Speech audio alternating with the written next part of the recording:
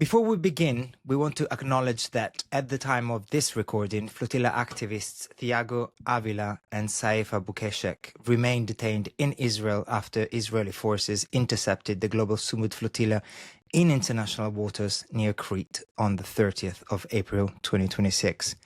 The flotilla was attempting to challenge the blockade of Gaza and deliver humanitarian aid in a moment where much of the world continues to watch the devastation in Gaza with growing horror and increasingly a sense that international law itself is tested over and over again in plain sight. My guest today is a writer, activist and cultural organizer, Zukiswa Wanner. Born in Zambia, raised within the political legacy of Southern Africa's anti-colonial struggles, and long one of the continent's most important literary voices, Zuki, if I can call you that, Zuki's work has consistently explored questions of identity, power, language, memory, and belonging. In recent years, her activism has also moved beyond the page, including physically joining the Global Sumud Flotilla in solidarity with Palestinians. Today, we'll talk about that journey, from South Africa's liberation history to Palestine, from literature to direct action, and about what solidarity means in a moment where many people feel language itself is failing. Zuki, thank you so much for joining us. Thank you so much for having me, David. It's a real pleasure to talk to you. Before we begin properly, I wanted to ask how you are doing physically, especially because I understand you're currently on hunger strike in solidarity with detained flotilla activists. Yes, I am, but I'm actually doing pretty well. We have good camaraderie with all the other activists who are on hunger strike, so that has kept my spirits up. But of course, we live in hope that Thiago and Saif get released sooner rather than later. Having been in a similar situation, what do you think they're enduring right now? And what do you think will happen next? Well, what they are enduring is probably worse than what I endured because we're a lot more people. Now it's just the two of them. One, Saif wasn't even supposed to be on that journey all the way. He was going to step down because we try not to put Palestinian lives in danger. And Saif, although a Spanish citizen, is Palestinian. Thiago, and we understand that they've been, even before they were taken, they were beaten, they were assaulted, and of course, they've been on hunger strikes. They are put in a place where they have to, in their cells, they have light 24/7, but then when they get taken out, they're blindfolded. This is what we're getting from their lawyers. So it's an absolute travesty from the alleged only democracy in the Middle East. Even the idea that they got abducted in international waters over 1,000 kilometers from the Zionist state says so much about how nobody is holding Israel to account. You're in Brazil right now, and Thiago is of Brazilian is a Brazilian national. What is the mood in Brazil when it comes to his detention, and what are the people asking that the government does to support his release? Well, the government has done a statement. We also saw that Lula was just in a meeting with Donald Trump. So we know, Donald Trump is a deputy in the United States of Israel, and Netanyahu is the president. So we see again that there's a lot of talking from governments without any action. In any proper world, Israel shouldn't even be in the United Nations by now. It should have been expelled. This is the type of evil that we are dealing with. And Palestinians who have been arrested, of course, will testify to this. Their children have died while they were in prison. Their parents have died while they're in prison. They've been beaten up. They've been treated, pretty much given near starvation rations as far as eating is concerned. So this is testimony of just how evil this entity is, but also a travesty that the world leaders can actually just give speeches and claim that they have now acknowledged the existence of the Palestinian state and this and that, but they're not doing anything to physically say, hey, you know what, we are going to do something, we're going to stop this. As the world, we're going to stop trade with the Zionist state. You've said that understanding Palestine was never separate from understanding the African anti-colonial struggle. Where does that connection begin for you personally? Yeah, it actually begins when I was a kid. I was born in Zambia, but I grew up in Zimbabwe. And when I grew up in Zimbabwe, one of my friends, when I was probably about 11, was a Palestinian girl whose father came as a press attaché for the PLO at Ghana, and we became very fast friends. She is one of those most pale looking Palestinians, most white looking Palestinians. So I grew up thinking all white people could speak English. I'm back by this girl who'd come from Jordan and who was white and couldn't speak English. That's the power of colonialism. But we became really good friends, and I think my friends and everybody in school, we had the Free Palestine and Zionism is colonialism stickers on our bags and on our bedrooms and stuff. But then in 2007, I think it was, or 2008, I also then became really good friends with a writer who remains a really, really close to my heart, uh, Susan Abulawa, who wrote Mornings in Janine. And it's essentially became a bit of my Bible. I mean, because anytime people assume Palestine is a religious issue, I give them this book so that they understand that it's a settler colonialism issue, that they are Palestinians who are Christian, who are agnostic, who are Jewish, who are Muslim. It has nothing to do with religion because they are all marginalized. And I generally highlight to Christian Zionists that the first anti-Zionist publication in Palestine called Palestine was started by two Christian cousins. When I finally went to Palestine, I was supposed to go 2019, then 2020, and then COVID happened, 2020, then COVID happened.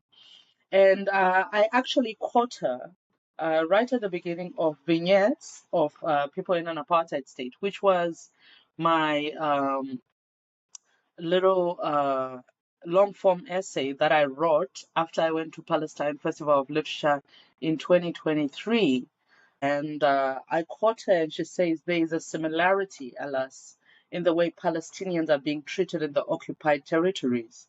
The brutal methods, the humiliation of people, moving people out of their homes, keeping them on one side of the wall while their sustenance, their crops and grain are on the other. It is indeed comparable to what happened in South Africa. Although, of course, every South African who has been to Palestine says South Africa was a dry run and everything that they've experienced in Palestine itself is like 100 times worse. When did you eventually get to go to Palestine? I eventually went in 2023 in May at the invitation of Palestine Festival of Literature, which was founded by Egyptian writer Saif. Now, what was interesting about what's interesting about Palestine Festival of Literature, and I know a lot of writers who've gone to it, and it absolutely changes your life. I had the bit of privilege of South African history, but even that, and everything that I knew from my Palestinian friends, but even that doesn't prepare you for what you experience. The festival happens in different places, so you as the writers travel because Palestinians cannot gather at any one place as happens with normal literary festivals. So during the journey, we started in Ramallah, and that was kind of like where we thought, oh, there's a semblance of normalcy, but it wasn't really, because the next morning when I woke up and I ran around and we got a briefing, you then realize how absolutely horrible it all is. I remember running and seeing the peripheries of Ramallah, and I went to the briefing, and you get to know about Area A, Area B, Area C. And then we went to Jerusalem, and when we were going to Jerusalem, we actually got off so that we could go to Qalandia checkpoint and experience what Palestinians go through. We could have gone through with a tourist bus, but we wanted to actually get the experience. And the security that's there, you just feel like oh my God, I would be so mad. Like I was so mad. Like every day I felt like a bit of my humanity had been stripped, and Yeah. and I knew I was going back home. But I can't imagine that Palestinians have to experience that every day.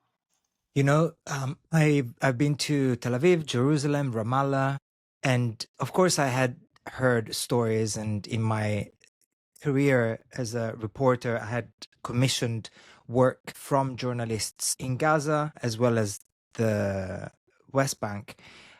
And what really struck me is precisely what you said, that the reality, the dynamics of the occupation there are impossible to fathom until you physically go there. Everything that That's you've just been saying, you can share however many stories you want, but people who have not been there, who have not been on the buses crossing the border, just as a daily people who commute for work, who have not gone through the checkpoints and seen, you know, that one day you can take 5 pieces of bread, the following day they just arbitrarily decide it's only one and they make you throw away the other 4. The amount of 18-year-olds with rifles walking around in Jerusalem and harassing children is just, it's things that are incredibly difficult to fathom. to fathom. Yes, and it's only when you go there you're like, this is what people mean when they said they're living under occupation. This is what the apartheid state that often is referred to actually looks like. My You know question, difficult. what was even worse? Sorry, let me just add this. Yes, Because please. I also went to Bethlehem and Hebron. But here's the thing that happened in Hebron. When we first got off the bus, we saw IOF soldiers holding guns to 4 children. If you open that book that you have in the Portuguese translation, there is a photograph. Yeah. So towards the end, there is a photograph of which says Hebron, where there are 4 children and somebody holding a gun to them. We asked these young people what had happened, because the guy who was guiding us was saying, no, no, no, no, you need to ask the children yourself. I can't say because you think I'm lying. And we say, so we asked them, we said, what's going on? Yes, that's the image. I took that image, I took that photo with my phone. So I asked, what's going on? And they said they went to school. This kid stayed 200 meters away from their school. And they went to school. And then when they came out of school, a checkpoint had been put between their house and their school. So now they had to walk 2 kilometers to get back home. It's that evil sense of spirit. And then when we were at the Ibrahimi Mosque, as we're coming out, because now in the Ibrahimi Mosque, they have put, there's this impunity where they just walk in with their boots. The IOF just walks into the mosque with their boots. And the Muslim community has actually put plastic, whatever, so that at least they don't feel that disrespected of this walking in the mosque. But when we got out, we had been told during the briefing in Ramallah that, because I asked, you keep talking about settlers, who are the settlers? And they said they come from Europe, they come from the Americas, particularly Argentina and the United States and Canada, and they come from South Africa. And I said, what do you mean South Africa? For South Africa, it was almost like white South Africans did a dry run of apartheid, and then now they have apartheid nostalgia. And some of them, And not even, some of them are not even Jewish. They are converting to Judaism so that they can experience apartheid all over again. Going back to the flotilla for a second, so you have made a very clear case for how your support of the Palestinian cause started intellectually. There's a difference between supporting it intellectually and going out there and physically supporting it. What made you decide that you had to go?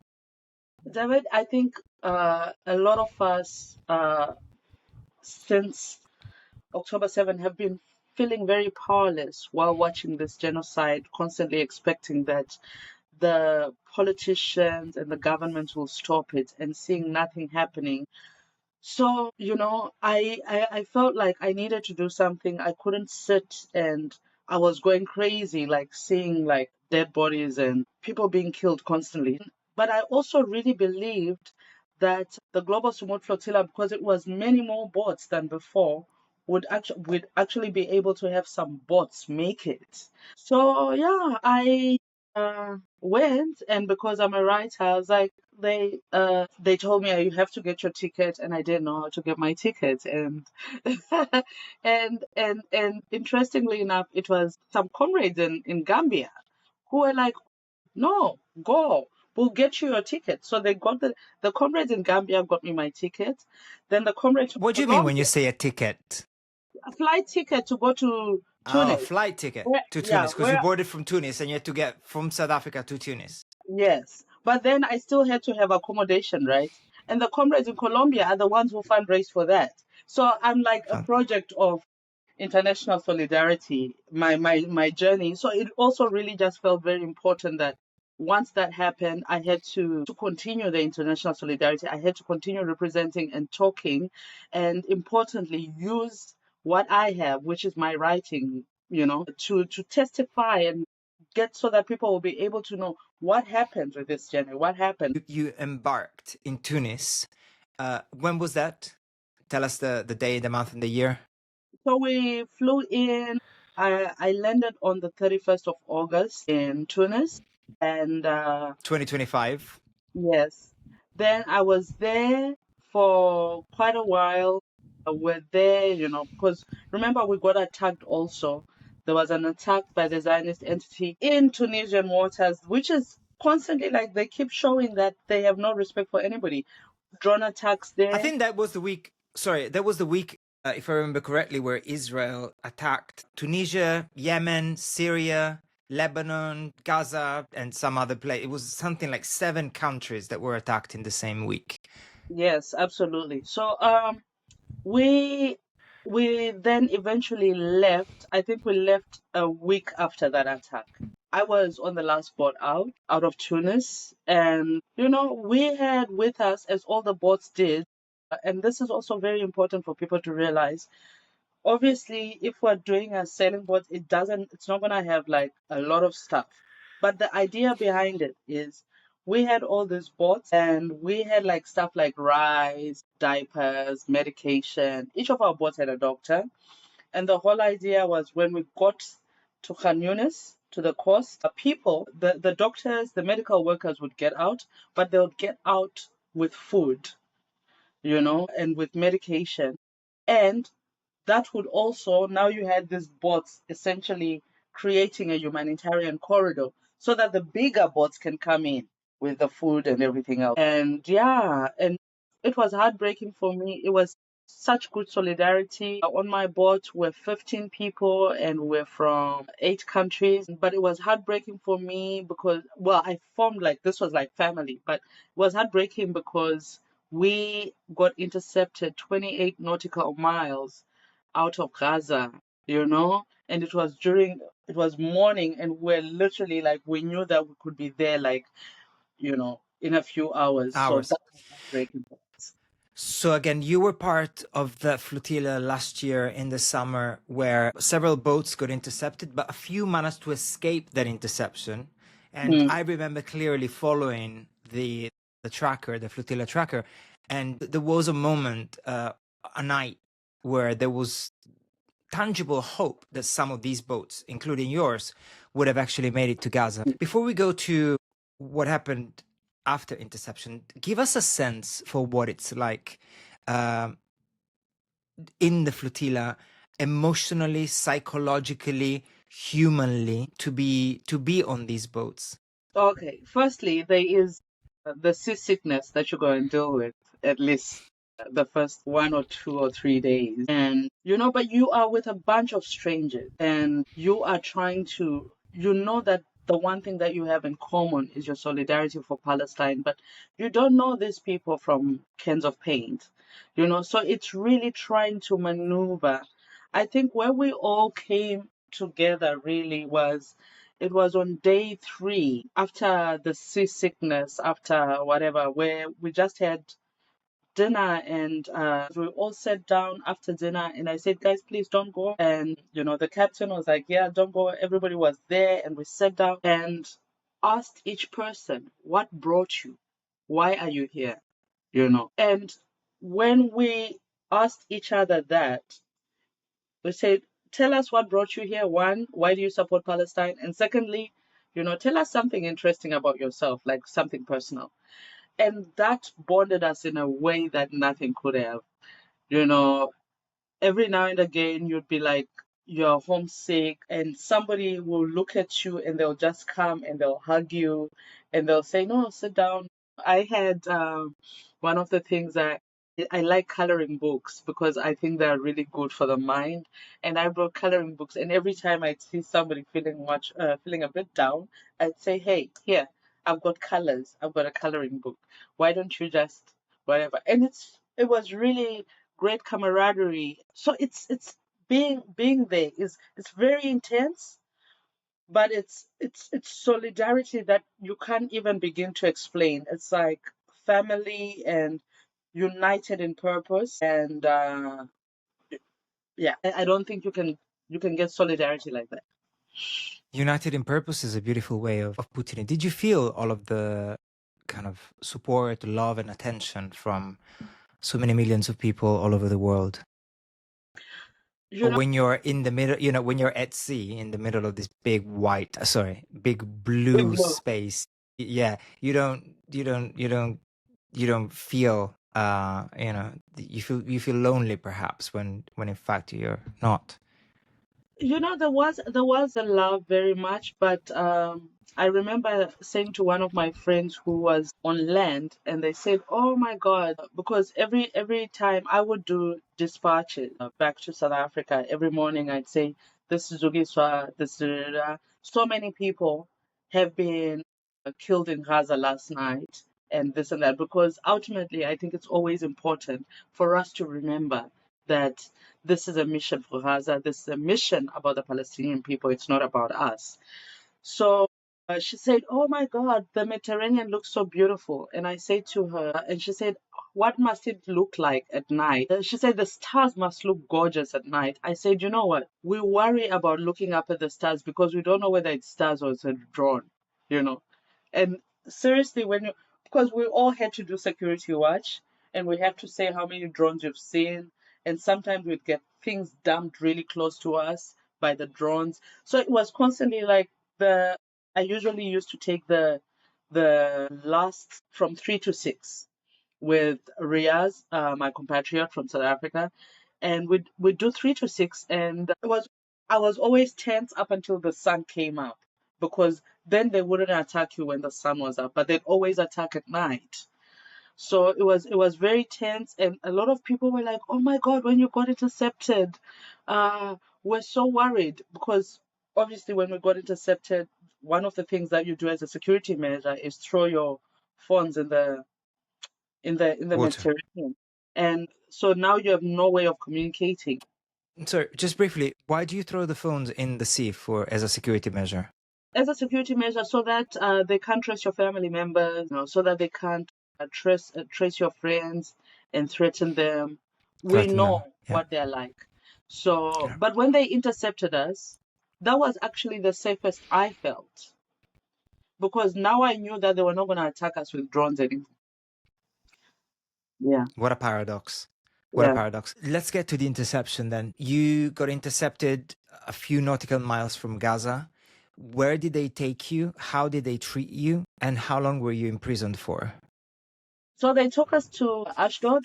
to Port Ashdod, and they essentially kept us there outside in the heat. And then this man, who is as ugly at heart as he is actually in person, Ben Gvir, came and wanted to lecture us. And he came and he said, why are you supporting terrorists? And everybody yelled, you are the terrorists! And like, why are you supporting baby killers? You are the baby killers! And then he couldn't even talk after that because we all started yelling, Free Palestine, Free Palestine.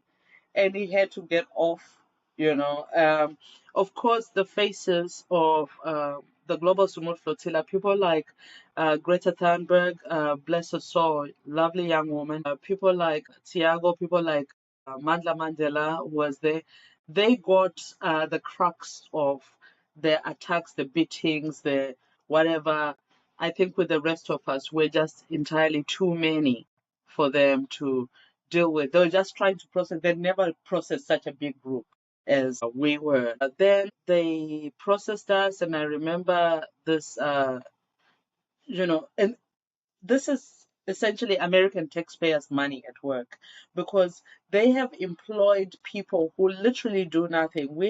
I had somebody who walked with me holding my folder and there were like probably like 20 stations, well, not 20, maybe like 10, 15 stations.